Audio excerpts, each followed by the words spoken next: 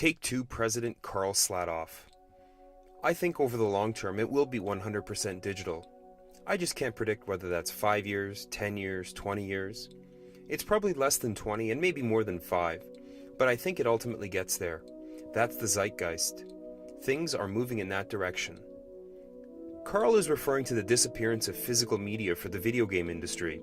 Today, I'm going to look at both sides of the argument, weigh out the pros and cons of each, and hopefully plead a case to continue supporting physical media. Before we dive in any deeper, I'd like to welcome you back to Switchcraft and welcome you to my first call to arms. I ask that you consider subscribing and hit that bell if you like what you hear and see so that you can get notified whenever I come out with the latest content. Now that that's out of the way, let's go on a journey that will punch you right in the nostalgic land. Watch and listen to me make a case for physical media in the video game industry. One of my earliest video game memories was heading to a local Staples as a child.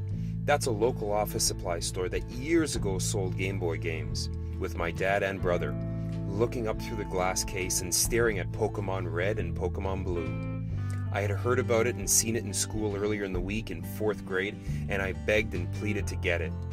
I got Pokemon Blue for my lime green Game Boy Color, and my brother got Pokemon Red for his atomic purple Game Boy Color. We rushed to our blue Chevy Lumina minivan, and I just couldn't wait till I got home. I broke the plastic shrink wrap seal, flipped open the cardboard flap, shimmied the magical blue plastic cartridge out of its holder, felt it in my hands, slid it into the back of the Game Boy, flicked it on, saw the fresh, bright red battery indicator, heard the signature Game Boy, and the rest was history. Humans are analog. We have evolved to be physical. We remember experiences better when they stimulate multiple senses, combining sound, touch, smell, sight, and even taste ingrains experiences into our brain more vividly. This is hardwired into us and cannot be substituted for. Think about hearing a song through your smartphone speaker versus feeling a band play live, watching the Food Network versus biting into that juicy hamburger. I could go on, but the point is that experiencing something physically is much more likely to have a profound effect on you, be more memorable, and impact you more. I have nearly as many fond memories like the Pokemon one described earlier as I do actually playing the games themselves.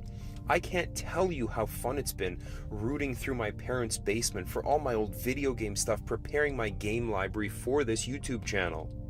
Now I get it. It comes down to dollars and cents for the video game publishers and smaller indie developers alike. If they can sell digital copies only, they don't have to worry about the cost of cartridges or the disc it's on, the packaging or the case it comes in, shipping, and the cut the middleman selling it to us makes.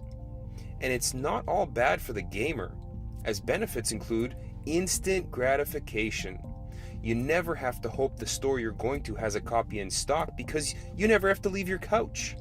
You never have to worry about a rare or hard to find title being available because a backed catalog is online 24/7. It's a tempting proposition, but consider the fact that we can no longer trade in our games. This prevents that same middleman mentioned earlier from selling the game to someone else without the publisher or developer getting a dime. We also can't pick them up secondhand and save a couple of bucks. There's also no more such thing as borrowing a game. If you want to play, you can't borrow a console. You have no choice but to buy a digital download yourself. Then consider the power that the game companies will have over all of us. Just look at how hard it is to transfer your digital games between different consoles and how closely you are tied to your online gaming account. If you don't believe me, just try playing a game purchased on the Nintendo eShop on any other console, or with any other account other than the one you used to buy it. Totally off topic and maybe the subject for another rant, but I also find it hilarious that the same people complaining about ports of games onto new consoles are often the same people who are the most vocal about getting a virtual console on a particular system. Prepare to have your minds blown, people, but a virtual console is just a bunch of digital ports. Anyways, this might all be a short-sighted approach from the console makers and game developers, as we are already starting to see some backlash. Most recently, Austrian game retailer Gameware has said that it will no longer sell Microsoft consoles because of the Xbox Game Pass policy of offering Microsoft Studios titles on launch day. Perhaps this is a foreshadowing of things to come from other retailers. Consider how difficult it already is for people to get a console within the first months of its launch. And that's with a sophisticated network of brick-and-mortar stores already in place. Imagine the investment required for these game companies to replace this network with one of their own. You still have to buy the physical console somewhere. Consequently, if the rumors are true and the big three console makers go 100% digital in their next generations, you can say goodbye to those game room tours, console and game collection videos, and unboxing movies on the very YouTube you're watching this on. I know I may take video games more seriously than some of the people watching this, but I've had great times and have met truly tremendous people in line the day of a release of a new game, and those will also be a thing of the past. A common argument from the big studios is that it's becoming too expensive to make games in today's day and age. While there's evidence to the contrary, let's take them at their word. If a game is too expensive for you to make, don't make it. Consider firing your crappy accountant, or don't pay your board of non-gaming business executives so much. I argue that the extinction of physical media will be the crumbling of a major pillar that props up the video game industry in the first place. You'll be taking away from the experience.